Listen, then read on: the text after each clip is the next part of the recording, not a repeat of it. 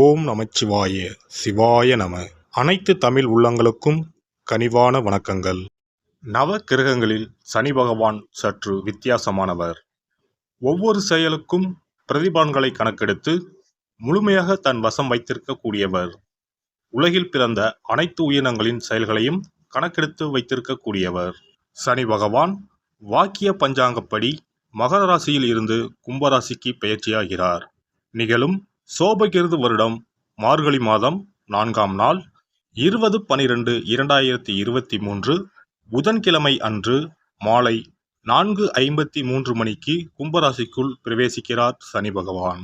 கடந்த 2.5 வருட காலமாக சரவீடான மகராசியில் உட்கார்ந்து எல்லோரையும் சங்கடப்படுத்தி சஞ்சலப்படுத்தி பார்த்தார் சனி பகவான். காலபுருஷ தத்துவப்படி கர்மஸ்தானமாகிய 10ஆம் வீட்டில் இருந்து கொண்டு அவரவர் செய்த பாவ புண்ணியத்திற்கு கர்மாவிற்கு தகுந்தாற்போல பலாபலன்களை தந்தார்.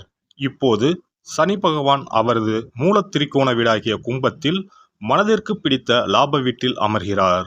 ஆகவே அனைவருக்கும் அனைத்து ராசியினருக்கும் பாரபட்சமின்றி யோக பலன்களை அள்ளி வீசுவார். இதுவரையிலும் நீதி நேர்மைக்கு கட்டுப்பட்டு கெடுபுடியுடன் பலன் தந்த சனி பகவான் இப்போது கண்ணீர் சிந்தி கதறுபவர்களை எல்லாம் கரையேற்ற மனம் கரைந்து வருகிறார். இனி தனி மனித வருமானம் உயரும். மக்கள் மனதில் இருந்த பயம் விலகும். உழைத்து முன்னேற வேண்டும் என்ற ஆசை வளரும். சொந்த தொழில் தொடங்குவோர்கள் அதிகம் ஆவார்கள்.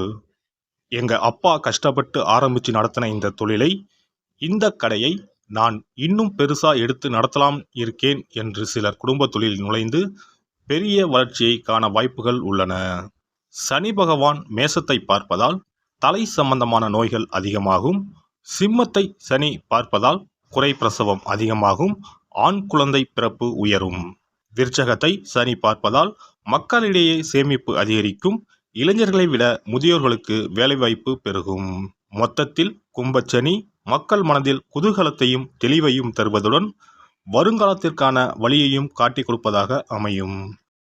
மீனராசி அன்பர்களே, சனி பகவான் இப்போது உங்கள் ராசிக்கு 20/12/2023 முதல் 6/3/2026 வரை விரயச்சனியாக, அதாவது ஏழரை சனியின் தொடக்கமாக வந்து அமர்கிறார். ஏழரை சனியாக இருந்தாலும் நல்ல பலன்களையே தருவார். ராசிக்கு 12இல் சென்று மறைவதால் தடைப்பட்டு கொண்டிருந்த பல காரியங்களை இனி விரைந்து முடிப்பீர்கள். பதற்றம், அவநம்பிக்கை, சோர்வு அனைத்தும் விலகும். இதுவரை உங்கள் ராசி மீது வீழ்ந்த சனியின் பார்வை இனி விலகுவதால் கம்பீரமாக பேசி மாறுபட்ட அணுகுமுறையால் தீர்க்க முடியாத பிரச்சனைகளுக்கும் தீர்வு காண்பீர்கள். கணவன் மனைவிக்குள் பனிப்போர் நீங்கும். பிள்ளைகளை கூடா பழக்க வழக்கங்களிலிருந்து மீட்பீர்கள். அவர்களின் விருப்பங்களையும் கேட்டறிந்து பூர்த்தி செய்வீர்கள். சுப செலவுகள் அதிகரிக்கும். சனி பகவான் 6ஆம் வீட்டை பார்ப்பதால் வட்டிக்கு வாங்கிய கடனில் ஒரு பகுதியை பைசல் செய்வீர்கள். மூத்த சகோதரன் வகையில் உதவிகள் கிடைக்கும். தாய் வழி சொத்து வந்து சேரும். மறைமுக எதிரிகளை இனம் கண்டறிவீர்கள். வழக்கில் திருப்பம் ஏற்படும். வெளிவட்டாரத்தில் அலைச்சல் இருந்தாலும் ஆதாயமும் உண்டு. தடைப்பட்ட குலதெய்வ பிரார்த்தனையை தொடர்வீர்கள். குடும்ப ரகசியங்களை வெளியே சொல்ல வேண்டாம். சனி பகவான் உங்களின் 2ஆம் வீட்டை பார்ப்பதால் பணப்புழக்கம் திருப்திகரமாக இருக்கும். ஆனால் செலவுகளும் துரத்தும். அவ்வப்போது கைமாற்றாக கடனும் வாங்க வேண்டி வரும். கொடுத்த வாக்கை காப்பாற்ற போராட வேண்டியது இருக்கும். பேச்சால் பிரச்சனை, பார்வை கோளாறு போன்ற பிரச்சனைகள் வரக்கூடும். சனி பகவான் உங்களின் 9ஆம் வீட்டை பார்ப்பதால் தந்தைக்கு ஆரோக்கியத்தில் சிறு குறைகள், அசதி வந்து நீங்கும். அனாவசிய செலவுகளை தவிர்க்க பாருங்கள். 20/12/2023 முதல் 22/2/24 வரை உங்கள் தனாதிபதியான செவ்வாய் பகவானின் அவிட்டம் நட்சத்திரத்தில் சனி பகவான் பயணம் செய்வதால் புதிய திட்டங்கள் நிறைவேறும். குடும்பத்தில் அமைதி நிலவும். குழந்தை பாக்கியம் உண்டு. தாமதம் ஆனாலும் எதிர்பார்த்த பணம் கைவந்து சேரும். புதிதாக நிலம், வீடு, வாகனம் வாங்குவீர்கள். புதிய வேலை கிடைக்கும். ஆனால் தந்தையாருடன் மனஸ்தாபங்கள், அவருக்கு மருத்துவ செலவுகள் வந்து நீங்கும்.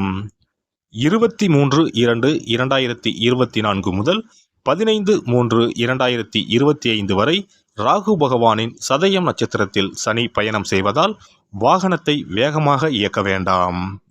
கெட்ட நண்பர்களை தவிர்ப்பது நல்லது. சட்டத்திற்கு புறம்பான வகையில் எந்த முயற்சியும் வேண்டாம். விலை உயர்ந்த ஆபரணங்கள் வாங்குவீர்கள். வாகன பழுதை சரி செய்யுங்கள். அயல்நாடு மற்றும் புகழ்பெற்ற புண்ணிய ஸ்தலங்களுக்கு சென்று வருவீர்கள்.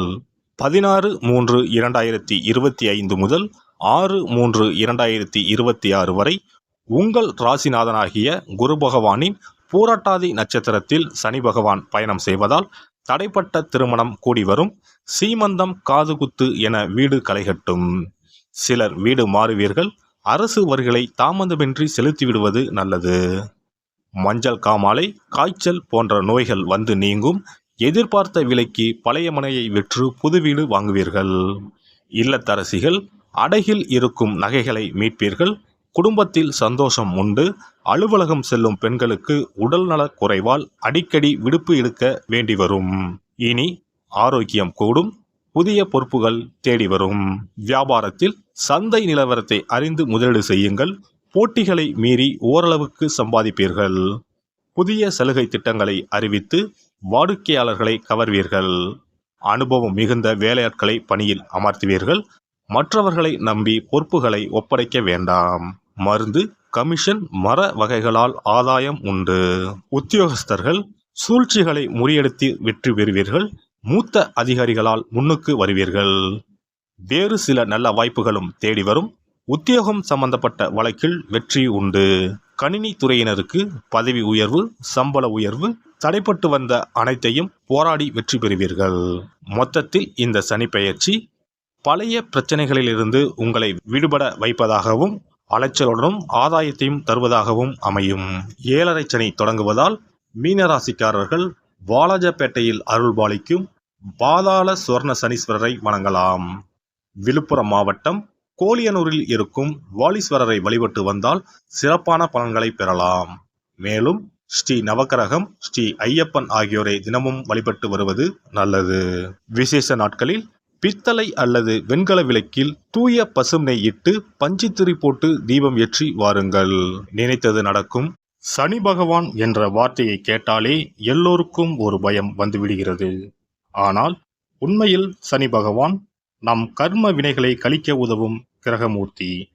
நம்மை நல்வழிப்படுத்துபவர் சனி பகவான்தான்.